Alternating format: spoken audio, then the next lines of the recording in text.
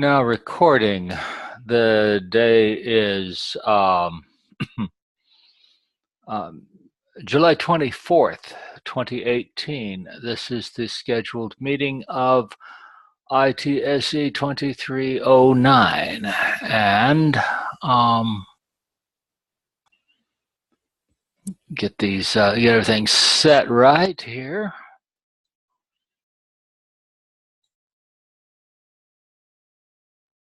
Okay. Well, I'll get it right in a minute. Okay.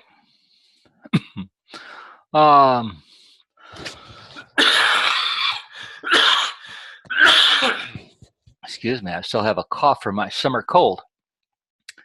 Let's see. I'm on page 6 of module 11, which is the user is the predefined functions.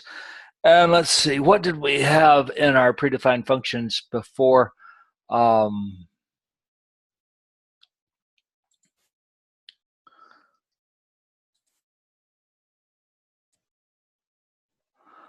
let me get to the modules.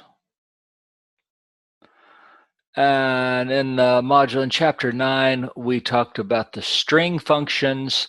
We have observer and constructor functions. Observers tell us things about like how long is a string, how many characters are in it. We have things of as, can we find a substring within it? Where does some substring begin? And the observers. Constructors are things like concatenate, putting two strings together. We talked about the numeric functions.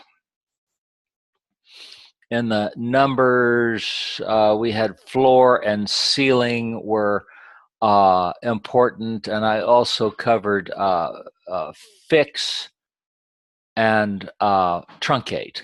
So floor rounds to the next digit, to the next integer to the left on the number line. So if I took the floor of 3.9, that would give me 3.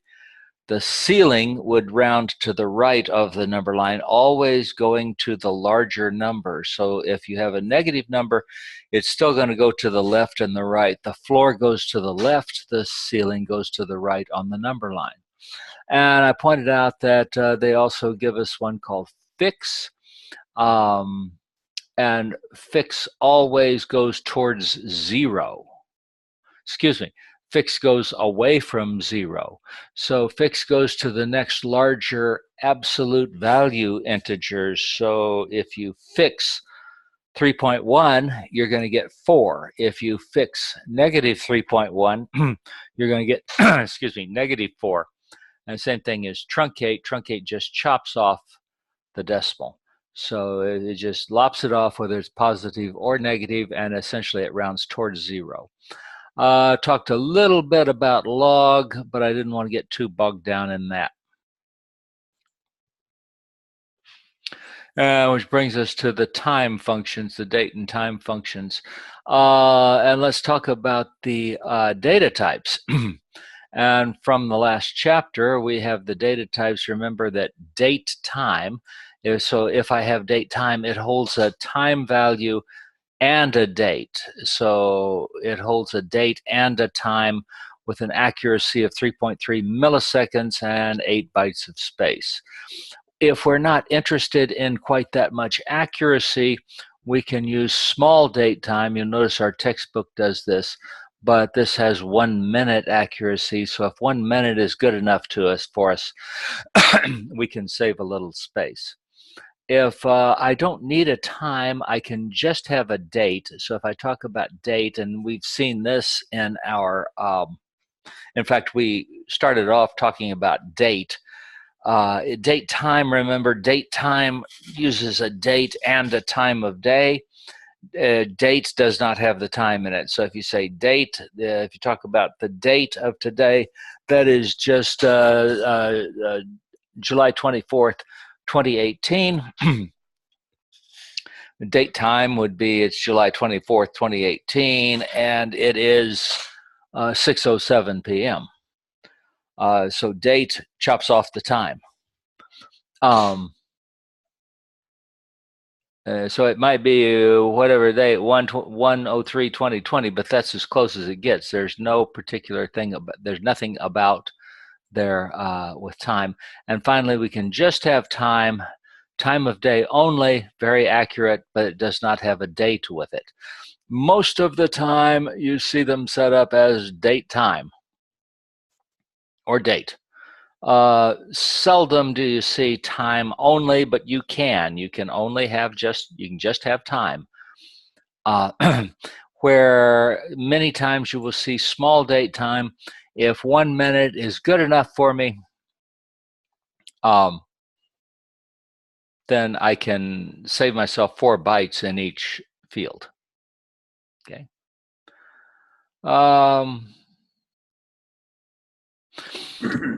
I talk a little bit here about setting up our AP database.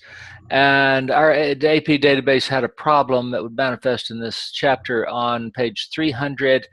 It asks the students to return some information about invoices that are less than 30 days from today. Now, it is important at this time that before you start these exercises, you run your Create AP SQL, because the dates are set when you run it. So the dates of everything are dependent on the day that Create AP.SQL is run.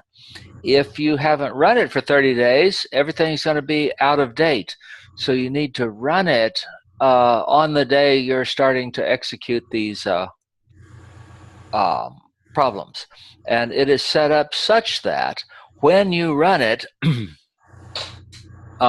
if you look at the creation script, the dates inserted came from the text's publication date. So this meant that the teacher had to keep these dates current, and boy, that was a pain in the neck. Now, if you look at line 712 in the Create SQL, you'll see some date time functions that are there. Okay, I declare 3 variables, and my variables begin with the @ character. And we've talked briefly about this. Declaring variables is not part of SQL. They are not part of this class, but I declare variables. So if you look at line 712, I declare variables, and I use the original values coded in the table, and I find the greatest value, and I say set, this is a variable, @ date delta, gets the date difference. So in other words, I take the date difference between the maximum date and today, and then I adjust all the dates based on that. We'll come back to that in just a minute. I don't want to get too bogged down in that. We're going to use this one a lot. Get date. Okay, so if you say get date is probably the most, well, I say it's commonly used, whatever. All implementations give you a way to get a timestamp. This is what day, what time is it right now? This is a date time. If you execute get date, let's see it run.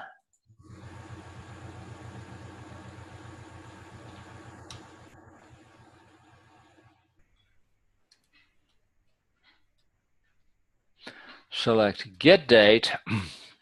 I'm gonna execute this.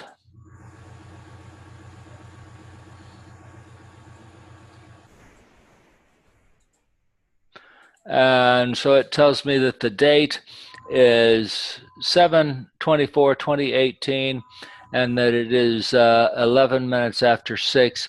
So this gives me the date time that's on my computer. Okay. Let's see, who's that? Byman? Yes.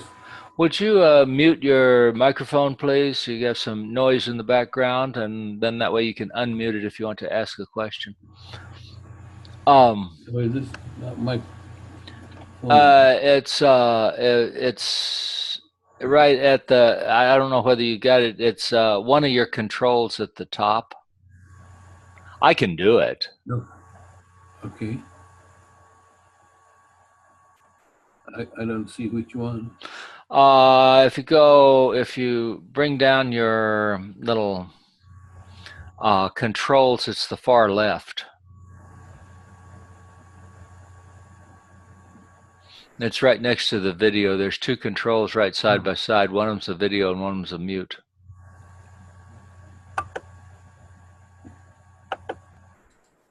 Okay, I don't see them anymore because I just went, as soon as they log in. Okay, I can turn it off. I'll turn you back on in a minute.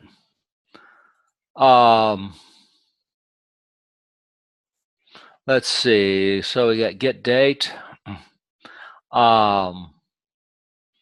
Get date gives us one of those, and then let's see. Let me go back to this guy. So the get date, all implementations give you this, but it's known by different names in different operating in different platforms. For example, in Access, you use now, open close parentheses, and in Oracle, it's just simply SYSDATE, sysdate. It does not have open close parentheses in Oracle. But in SQL Server, it is the get date. Thus, it's kind of handy because I can timestamp a record at the time that it is created. So I say insert into table name, and there's a time in there, the values, and at that position, I just put get date. And what that does, it inserts the time of creation of the record. This is very handy when you have people entering records and you set up a procedure that enters it for them and you just timestamp it so you know what time it was entered. Other useful date time functions, I'm going to mention two of these, is adding together, adding and subtracting dates. And it gives you date add, adds together dates. For example, a date 90 days from right now today would be calculated as date add 90 get date. The first parameter, as you'll see in your book, it talks about it. The first parameter says D. It wants it in days. You can get it in, let's see, I would have to look that up. I always use days most of the time, so I believe it's days, weeks, months. You can calculate it in years. How many years will it be? But most of the time when you talk about adding dates, you're wanting a date that is 90 days from today or 30 days from today or something. So your first parameter tells you what kind of things how you want it done.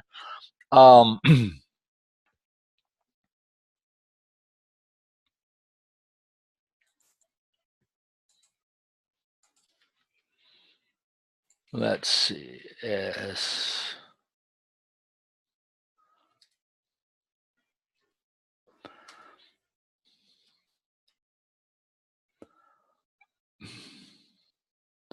Date add.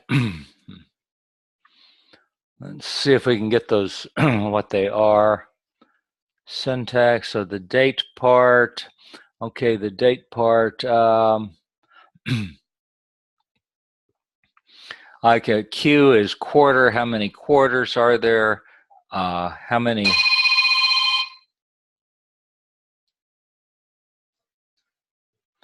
How many months?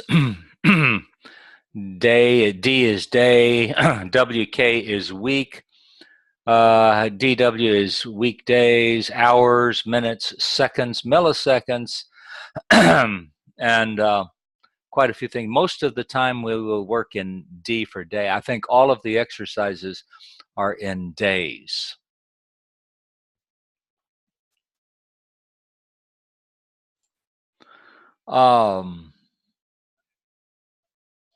So the next one is date diff.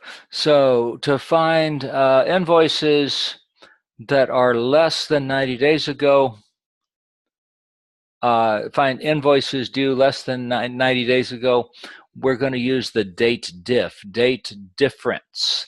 Now, the date difference is a little weird. The date difference is backwards from what you think it would be. Usually when you think of subtraction, you think of going left to right, but date diff goes from right to left. So for example, it subtracts the today's date, it subtracts the invoice date from today's date. So less than 90 days ago, if today's date is 7/24 and they were entered yesterday, what would the difference be? It takes today 7/24, it subtracts 7/23, and it gets 1. Okay, so it subtracts this direction. It subtracts the left, the one on the left, from the one on the right. Unmute you.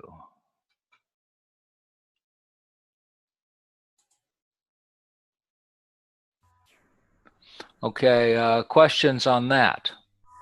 I can hear you now. Yeah, I have a question. Go ahead.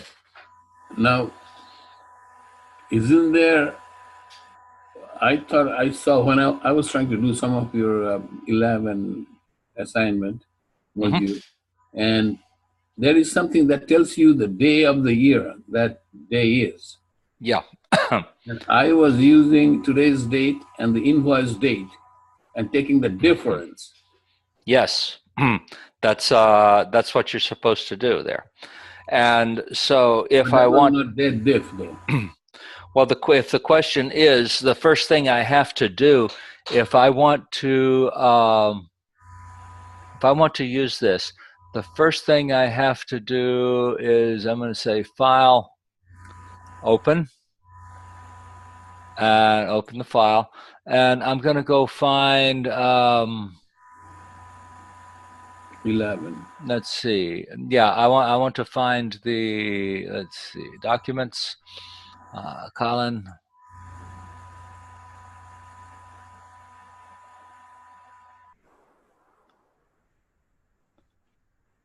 I think they're in Canvas files. Nope, not there. Somewhere here. I want to find my create. There it is, create AP. By the way, if we look down here at line 714, I think I said it was. This gets pretty long.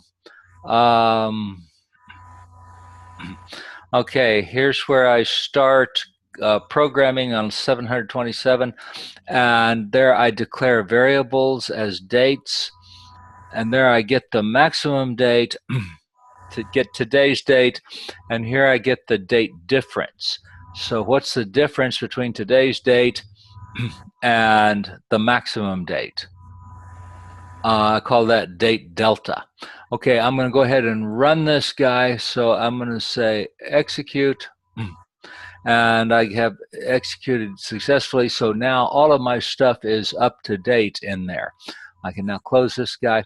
So I want to find, so the question is how many days, so select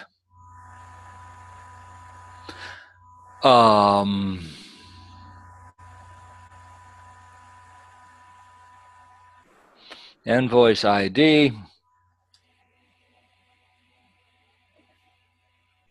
But I have struggled because I haven't updated the database. So you need to update your database. I noticed that was the first thing I did. From invoices, I need to use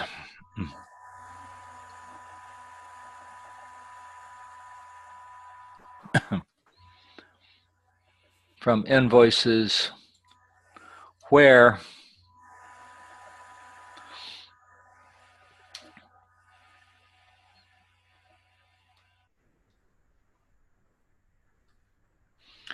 date difference in days from invoice date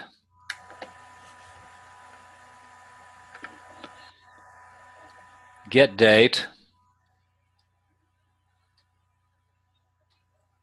Okay, so I'm going to subtract get date. I'm going to subtract invoice date from get date.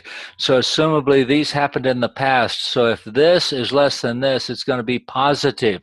And so I want is less than 10. How many happened less than 10, fewer than 10 days ago? Okay. Execute from invoices. I need to execute my use APDB.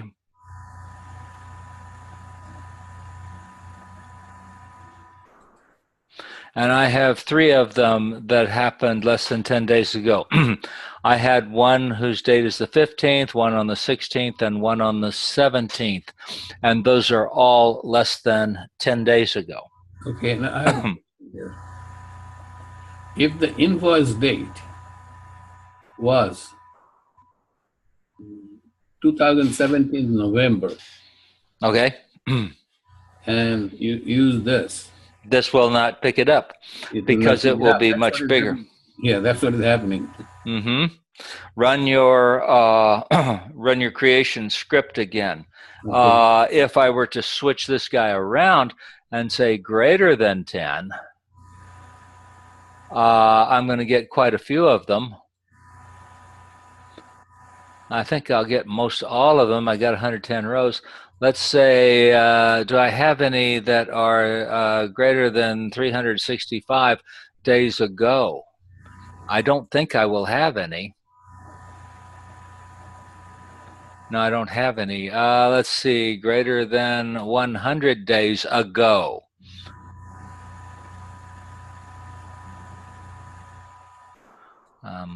I got some other junk in here.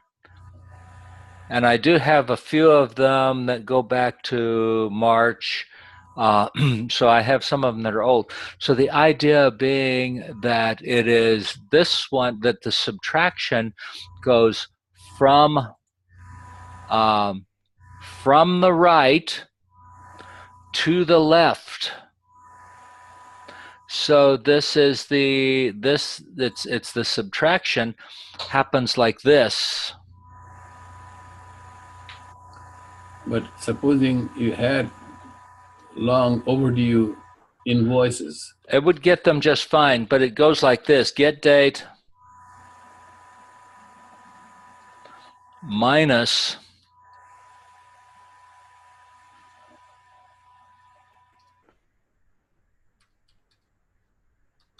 how many days is it? So take it from today's date, subtract the invoice date. So it is backwards. Well, it definitely can be a negative number. So you have to think of it like that. You have to flip it back around. You have to remember that the thing on the right-hand side of the subtraction is over here, and it subtracts the thing on the left. I was trying to do something, it may not make sense. I was trying to take the absolute value. Well, you could take the absolute value of it, and that would it's not that wouldn't make sense, but that would just you'd lose your negative numbers if you took the absolute value. How many happened within 10 days of today? You know, either positive or negative. You know, so. I have some dates in the database, and I want them that are within 10 days of today, whether they're in the future or in the past. It would make perfect sense to take the absolute value. But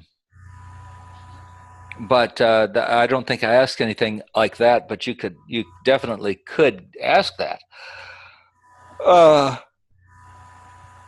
Let's see.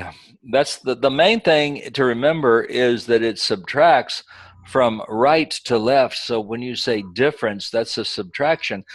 I personally wish it had gone the other way, because I think of it in terms of, whenever I think of subtraction, I'm thinking of as if I were writing it in a mathematical relationship. You know, 5 minus 3 I think of as 2. I don't think of, 5 minus 3. I don't think of going from right to left. I go from left to right. And so when you talk about difference, remember that it's backwards. But can I say something? Yeah. Okay, I was thinking, and again, you brought something up I didn't know until this moment, that you could set variables. So once you set two different variables, then you know the concept and you can do your manipulation the way you want, add or subtract. Well, date diff is still going to go from right to left. Now, setting up variables is really a part of the next class, and it's one of the first things we discuss in the ITSE 2347 class. In pure SQL, we do not have a variable that we set. That's not part of SQL. It's part of the programming language that is around it. But if you were to look at that,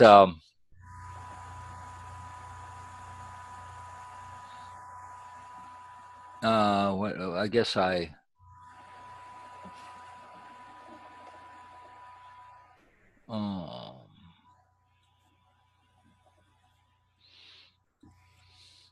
if you were to scroll down until you get to about, what was it, 700 something, here it is. Okay, this is a declare statement, and there are three variables declared there. So declare date delta as integer. So that is the number of days difference. So anytime you see the word delta in mathematics, you think of it as a difference. And so when you declare when you declare a variable in SQL Server, it always begins with this @ sign, and that's what tells SQL Server that it is a variable that you are declaring. It's a part of the script, though. So we should be able to use it. Yeah, you can do it, and I don't mind if you do it, and you can look it up. It's in one of if you just look in your textbook, it'll tell you how to declare variables. It is not a part of this class, just because this class is pure SQL. And once you start declaring variables, now you've stepped out of SQL proper, and you are in the enclosing language. So SQL is a little bit like it's a set where it should be SQL should be SQL any place you go. So you have SQL, and then wrapped around it, you have another language that is radically different. So that other language might be called, in SQL Server, it's called T-SQL or Transaction SQL. In Oracle, it's called PLSQL, and they are radically different from each other. They do about the same thing, but they allow you to declare variables, they allow you to create procedures and functions, and then execute these procedures and functions. You have while loops, you have for loops, you have if then else logic, and within that you can execute the SQL statements. So you can execute an SQL statement and just grab the output of it and process it further using a language that is similar, say, to Java or C or something like that, that has the similar capabilities. It doesn't look like them, but it can do the same sort of things, and it has SQL built into it. And so that's what we're seeing here. This is a script, and within my script, I am stepping out into the world of transaction SQL, and I'm declaring a variable. So my variable is date delta. It's an integer. It can hold an integer. Maximum date is max date and today. So here I say I execute an SQL statement, and I use the variable max date. Max date gets max payment date. So that's going to put the that into the date, and so you can do the assignment with a select statement. Yes, you can either do select or set. So I could have said select here, but usually I say select when I'm going to a table. And then so select works, and I could say set at today is, well, get the date time. So date delta is the difference. Yeah. Max Yeah, date that's today. what I was trying to think. We should be able to manipulate two numbers with this. You can, and so date delta is an integer, and so this is a number that tells me 25 days. So this says, what's the difference? So the maximum date and today. So I've just run that, so it's going to find the maximum date, subtract today, or subtract that from today, add 25 to it, and so that's going to adjust the dates accordingly.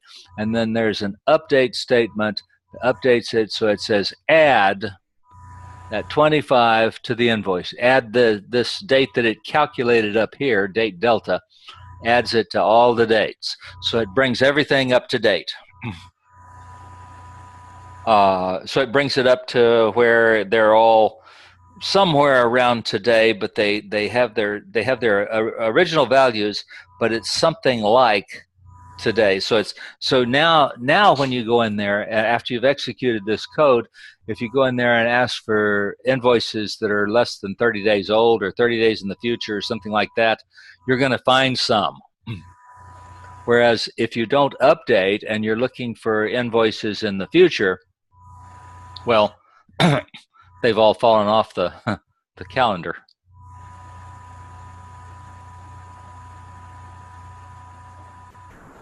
Questions?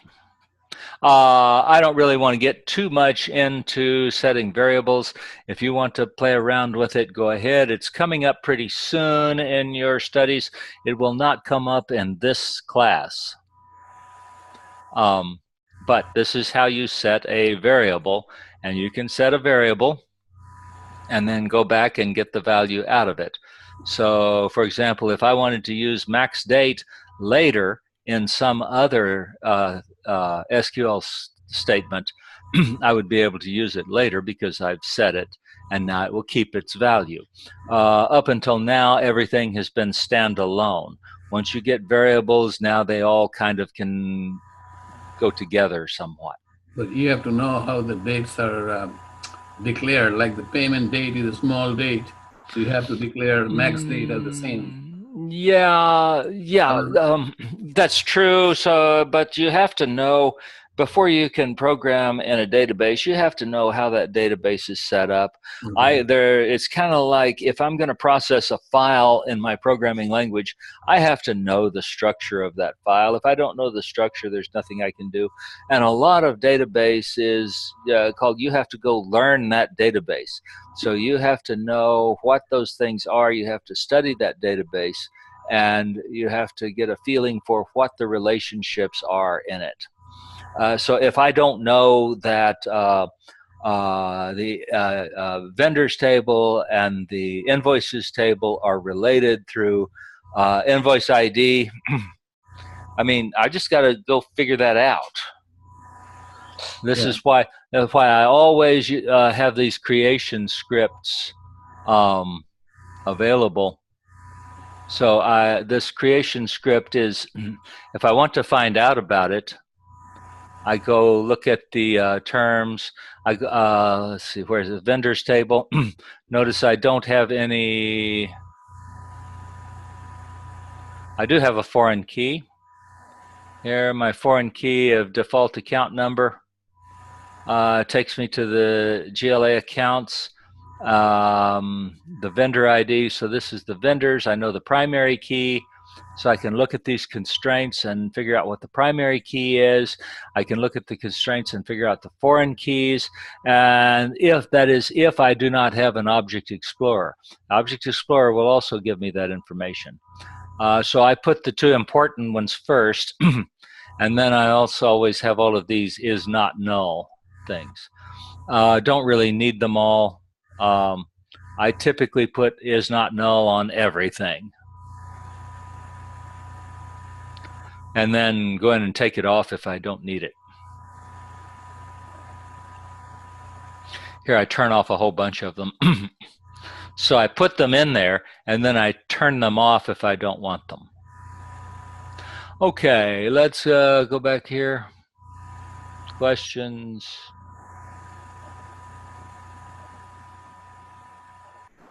Date add, date difference.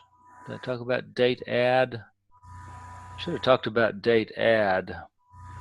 Date add works about the same way. Let's see here. Where was it? I think I did one up here.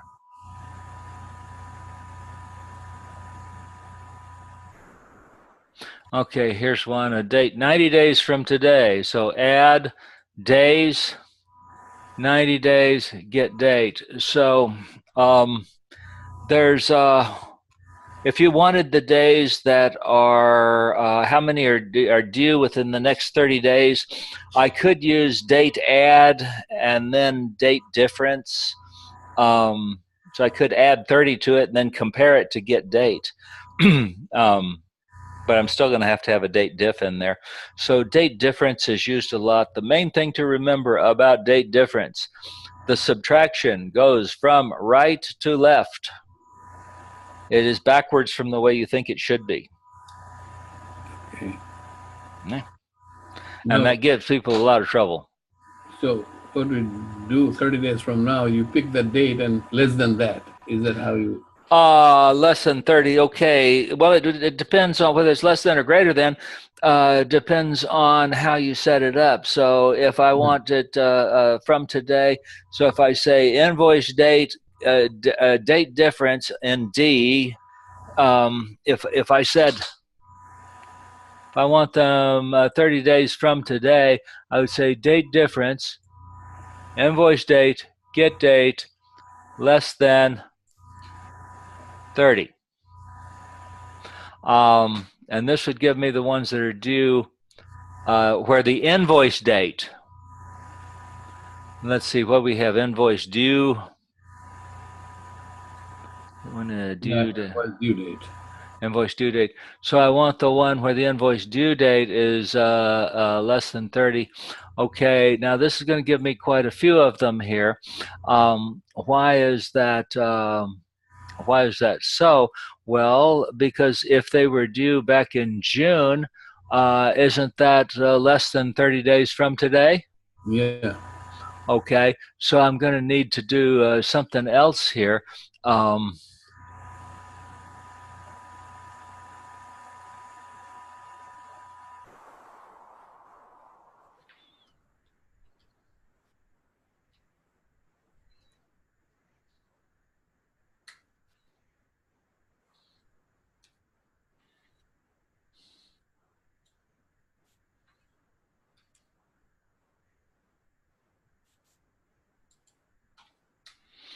Okay, so and where it's greater than 0. So this will give me the ones that are due that are not in the past.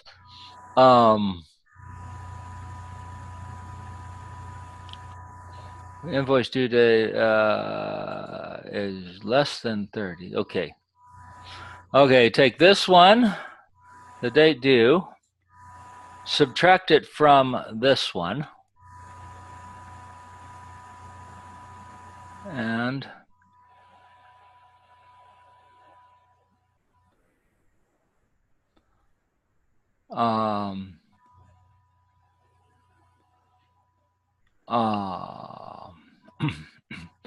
should be greater than 0. I want to see this. So here's a trick. Put in the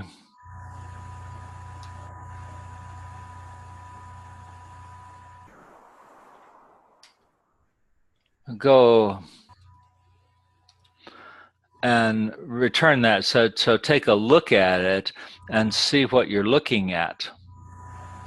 So let's see what we're getting out of it. And I'm getting 9, 25, 29. So where it is less than 30. Okay, I guess that's right.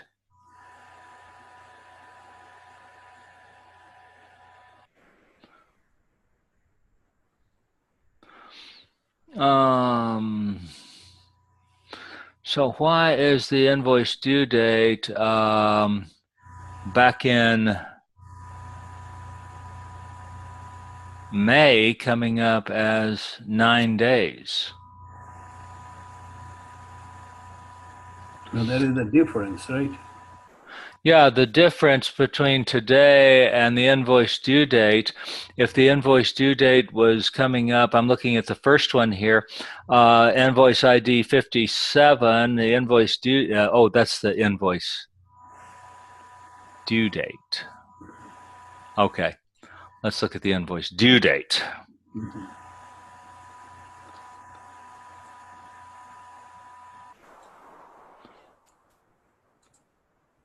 And that's making more sense. So that is correct. There are 32 of them that are less than 30. So if I look at the invoice due, I was looking at the invoice date instead of the invoice due date. So yes, that is correct. So if it's less than 30 and invoice due date is greater than 0. Now, had I dropped that into a variable up there and said, you know, that variable name less than 30 and that variable name greater than 0, sometimes people will do that just to make the SQL a little bit more readable. But you don't have to do that because we're not officially doing variables in this class. I might talk about them a little bit though.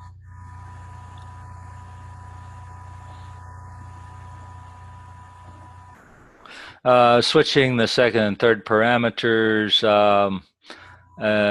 So if I wanted it, this one, find a 90 days, invoice entered less than 90 days ago, subtract the first one from the second one less than 90. Had I switched the second and third parameters, it would have switched the subtraction, and I would have said greater than negative 90.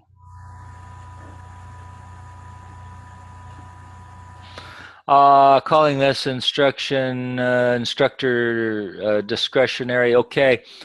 I'm not going to cover these guys, the case and the IIF functions. I don't think I'm going to cover them because I want to get ready for test 2. We're not going to put those on test 2, so that is page 284 through 289. We're not going to cover that. It's nice stuff to cover, but we don't. It's not really part of the test. Questions? What time is it? 6:44. Okay, I wanted to the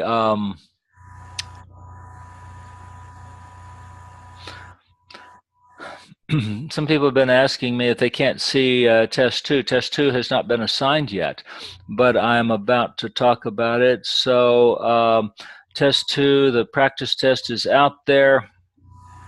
Practice test is due tomorrow, right? Practice test is due tomorrow. I do expect you to do it. Yeah, I will do it. I have done 7 of them. I have to do 3 more. Well, you should do them, and you should now discussion is Thursday afternoon. We'll be doing the discussion, or what? Yeah, sure.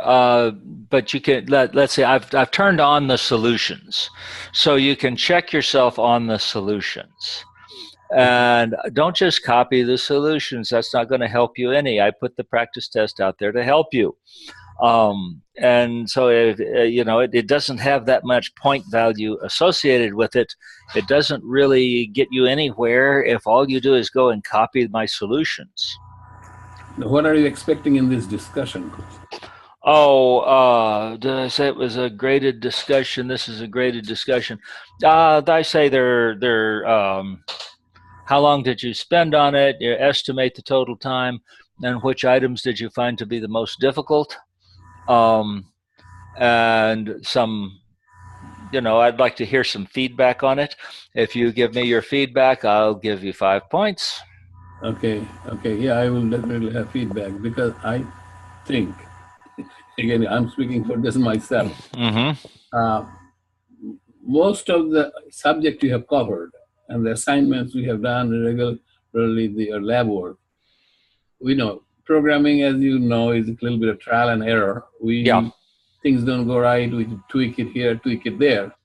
So with time, we'll probably be able to solve most of the problem, okay, on the test. But within 2 hours, I don't think I should be able to finish 10 problems that if you have. I think on test 2, I believe I give you 10 problems and say solve 8, I think is what I do. Oh. I'm pretty sure, yeah. On test 2, what I give 10 problems and I say you choose 8, but you have to tell me which ones. Well, one that we turn it in, that's the one we have chosen, right? We'll turn in 8 only. That's true. You could turn in 8 only, and that tells me which 8 you want. If you turn in 9, I will grade the first 8 I come to. Okay. So some students turn in 10, but they don't tell me which ones they want to omit. So I'm saying you have to tell me which one. So I believe I'm giving 10 questions, and of this, you choose 8. Okay. And I think I'll open up the time a little bit for you, too. Okay. Okay. Yeah, that one thing. So when is this test 2 due? I believe I'm going to do it over the weekend. This weekend? Yeah. Okay. So I'll probably make it available Friday, I'm guessing, and do Monday. 12, Monday 11:59. Yeah. Yeah. I'm open on that. So that's the time window in which you have to do it, and I'll probably give you 3 or 4 hours on it. Oh, okay. That's much better. Mm-hmm. Yeah, I'm not. I don't want to put you under too much time pressure. There is time pressure on it, but I'll relax that a little bit. And so the time window, I want everybody to have enough time to do it. Because difficulty that I was facing, because we do not know the all the tables, all the variables in the tables. Which tables has which variable, like account number, this ID or that. Oh, that's part of the deal. Is you're supposed to start Then getting that. We have to open up as we take the test. We have to open up the database and see what is where, and that takes away some time. That's what I was facing. Well, yeah, and in the database, if you look at your screen in the database, you have the ability to open the Object Explorer, yes, and then open your databases and open the AP database, and then you can look at the tables. And so this shows you the tables, and at any point in the tables, if you want to know, so I've accidentally created I'm going to delete that one. Delete. So if you want to know what's in the invoices table, you can just look at the columns, and that will tell you. So it will tell you the key, the foreign keys, all of that. Yeah, that is something a little bit added to the coding time. That's what I'm saying. I agree with you, but at this point, you should start knowing what's in those tables, because if you're coding in a database, excuse me, you have to know that database. Yeah, absolutely. Okay. Now, this is a little unrelated question. The other class you are talking about, when do you teach it? Which semester? It's coming up next semester. The next class. Yes, it's in the fall. I forget the exact time. Let's see. It's under here. Do you teach it on the web or this? No, this is going to be a face-to-face. Let's see. 2309, 2347, fall of 2018. It will be taught at Preston Ridge campus on What time? I think it's like 6 o'clock to 10 o'clock on, I want to say 6 o'clock to 10 o'clock on Wednesday.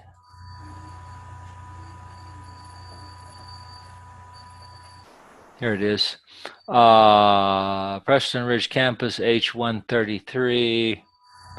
6 o'clock to 9:50 on Wednesday. Essentially, 6 o'clock to the lab will be 6 o'clock to 7:50. So it's a 2-hour lecture, and followed by a lab that goes until 9:50. And So that's a Wednesday. Yeah, I'm taking a Java class that falls at the same time. Okay, well, that's one of those things that happens. So is there only one? There's only one, and just FYI, if you need this particular class, that 2347 class, then it's not off. This one's only offered once a year, and Java's offered every semester.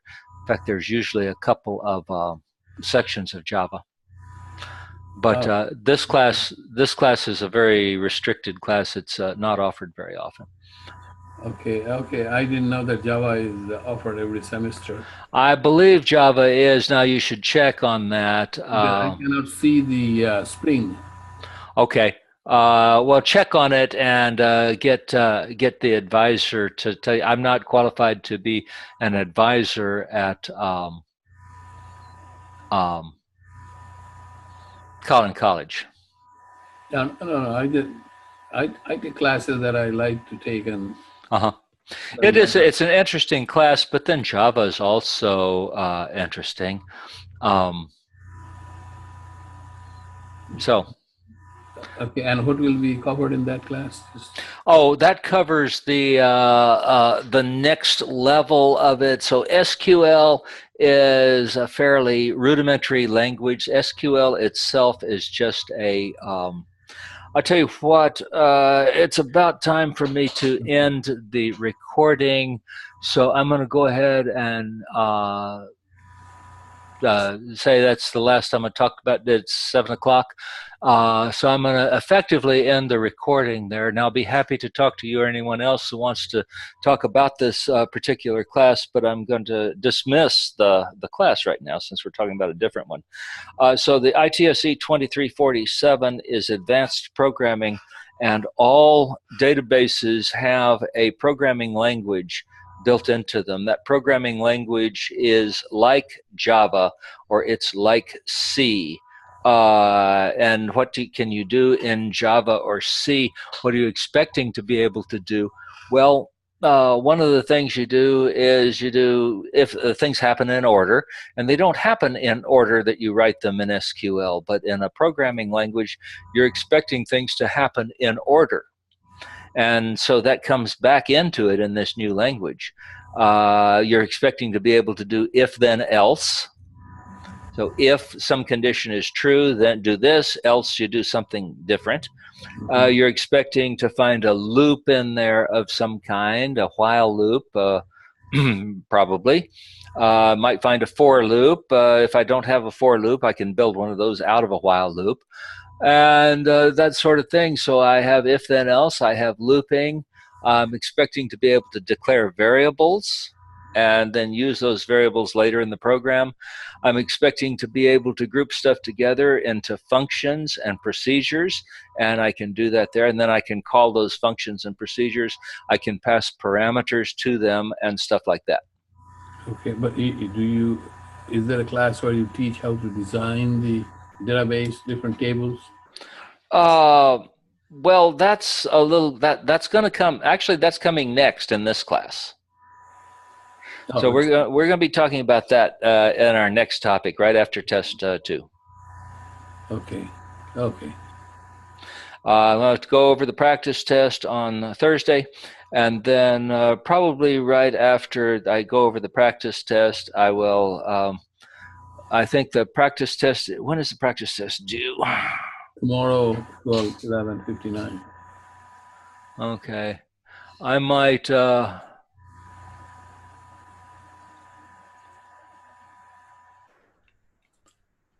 me.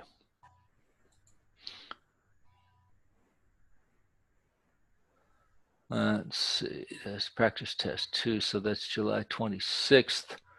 No, it's due Thursday. Oh.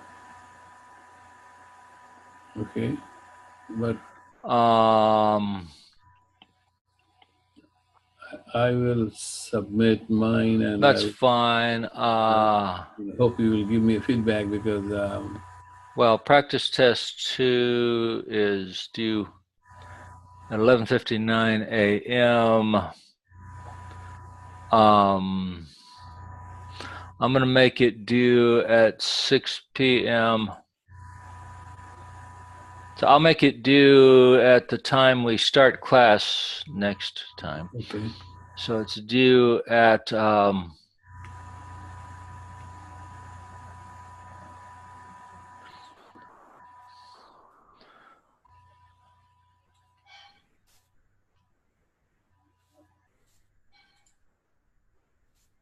okay, it's due at the beginning of class next on Thursday.